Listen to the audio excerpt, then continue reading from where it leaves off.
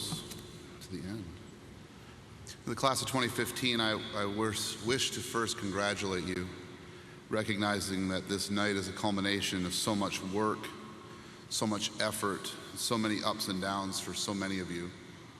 I want you to know that I am tremendously proud of you. I'm honored to be here with you tonight.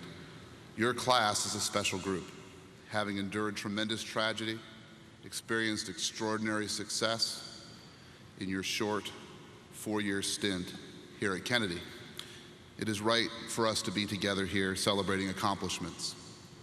Your education is second to none as graduates of Kennedy High School and the Cedar Rapids Community School District.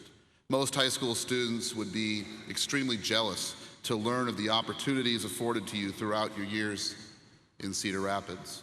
Our school is repeatedly honored by outside agencies like the Washington Post and U.S. News and World Report, as are our sister schools in the district. Above all else, your world-class education reflects the exceptional care and high expectations of the educators in your lives. At this time, I'd ask the graduates take a look around. Find that educator in the room who made a difference for you. Wave to them. Give them an air high five if you want to.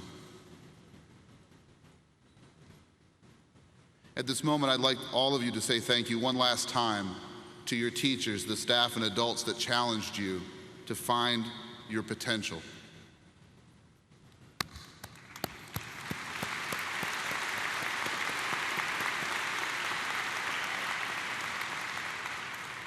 But you didn't come to us as blank slates, and you certainly won't leave that way either.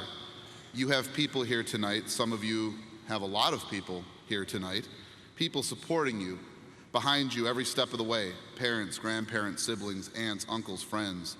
They're here because they're excited to see you cross across this stage.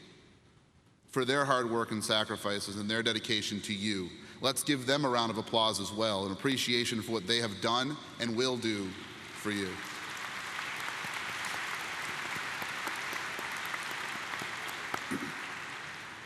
So a few weeks ago, I asked friends to tell me what I should talk about tonight. What advice, I asked, would you give high school graduates at commencement?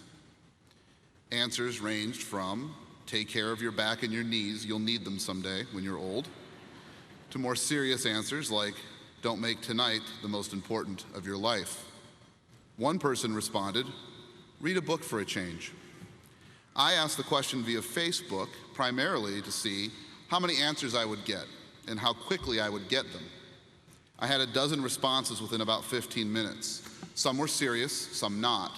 What I concluded is that we adults are very quick to offer you youngins our sage wisdom. And this conclusion isn't too surprising, nor do I believe that it's unusual for adults to think that we have a great deal of wisdom to impart to youths.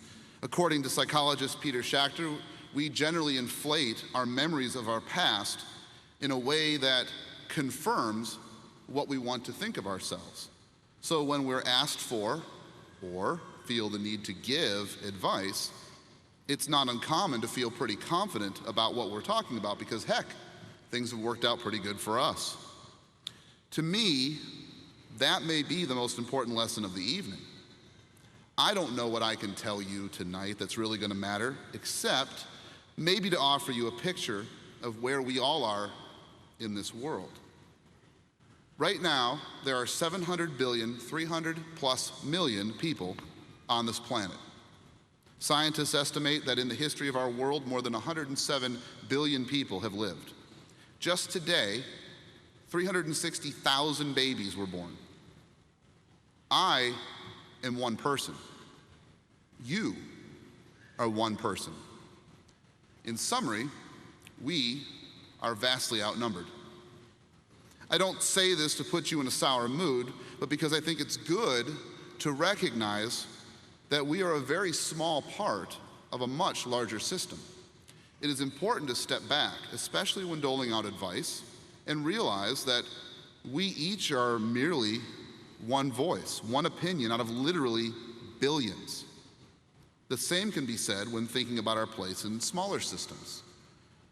In your case, soon, many of you will be heading off to the glamour that is dorm living. If you've ever complained about people being in your space and not respecting your privacy, boy, are you in for a time. Living in a dorm, you learn quickly, one way or another, that you aren't the most important person in the building or even the room. You'll be forced to recognize the value of compromise, or you'll get kicked out.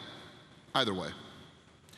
I think the humbling part of realizing how small we are in the world often occurs when we appreciate moments when we truly impact others.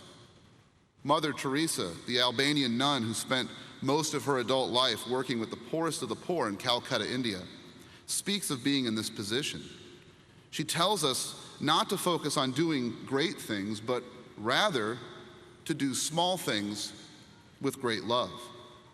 It's hard to argue that her work wasn't one of the great things of this world, but her point is that most of us likely won't be in that position. And that's okay, because what matters is what we choose to do with our lives, and that we choose to love others as we live our lives. Your classmate Drew was proof of this very idea. I never had a chance to meet Drew Wall, but I know that he loved because of the way that you talk about him and the way you memorialize him. Drew loved his family, classmates, teammates, and he loved the people who battled cancer alongside him.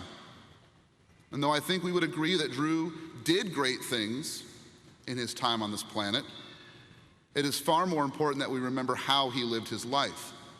His fight with cancer did not define him, not completely anyway. It was that he fought his cancer all the while showing so much love for others. There is no one in this room who is not a better person for having met Drew. Love defines his legacy. See, I believe that when we focus on doing the small things the right way, we are far more likely to positively impact the world. Losing sight of what matters most, family, friends, faith, is the quickest path to despair. But when we engage in life with the true spirit of love, the probability of success increases radically. Think about it this way. What if we raised an entire generation, one single generation of children, that cared more for others than themselves? What would the world look like? What could we accomplish? Of course, this thought exercise is merely hypothetical. The reality is muddled and complicated, way above my pay grade. But what I propose to you, class of 2015, is this. If you do the small things with great love, if you take a step back from your world, acknowledge your place in the universe, and focus your efforts on those who matter most, then that vision of a perfect generation is achievable on a smaller scale and within your own sphere of influence. The people here tonight cheering you on have some experience with love. Their love can be analogized in Shel Silverstein's famous poem, The Giving Tree. In this magnificent work, Silverstein tells of the tale of a tree and a boy. The tree loves the boy, and the boy loves the tree.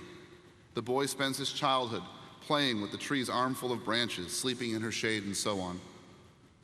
But as the boy ages, he pulls away. He leaves the tree to make his own path in life. And throughout the years, when things turn south for the boy, he returns to the tree for help. First, he needs money, so the tree gives him apples. As an adult, he needs a house, and the tree gives him branches. Then he returns again, saddened by his life, and asks the tree for a boat so that he can sail away. She gives him her trunk to carve into a boat. Each time he takes, and each time he leaves. Finally, he returns as an old man, tired and weary, and he asks for a place to sit. She offers her stump, and he sits. A simple sentence ends the poem, and the tree was happy. Now, many interpretations of this poem focus on the boy's behaviors, his greed, selfishness, and how this ultimately destroys the tree. But I don't see it that way. I view the poem from the perspective of the tree. Much like your parents and other loved ones in the crowd, all the tree wanted for the boy was to be happy. She loved him so much, she was willing to give everything, her entirety, to the boy. To act with this much love may appear to hurt the tree, but it is that final line that is my focus here. And the tree was happy. To give to others without concern for self is the ultimate form of love. Miss Kittredge loved in this way. As she battled cancer that was unmerciful on her body, she chose to give. She refused to stop teaching because she loved you, her students, so much. And even as her chances of survival diminished, she shined with happiness and humor. I don't know that I will ever meet someone like her again, but I know that her love will be an example for all of us throughout the rest of our lives. What this all means for you is really up to you. How you interpret what matters most, or even what love means, is a personal decision. I guess the test is to look at what you do and how what you do impacts the people you care about the most. Now, I'll warn you, if you are the person you care about the most, this test will yield inaccurate results. To thank you for the last 2 years I have spent with you would be too small a gesture. You are leaving, and I hope that you will be happy. I want to say that I'm a better person for having known the class of 2015. I've learned a lot about myself, and I'm grateful for you. I wish you the very best, and I encourage each of you to do the things necessary to make our world a better place, and to do those things with love.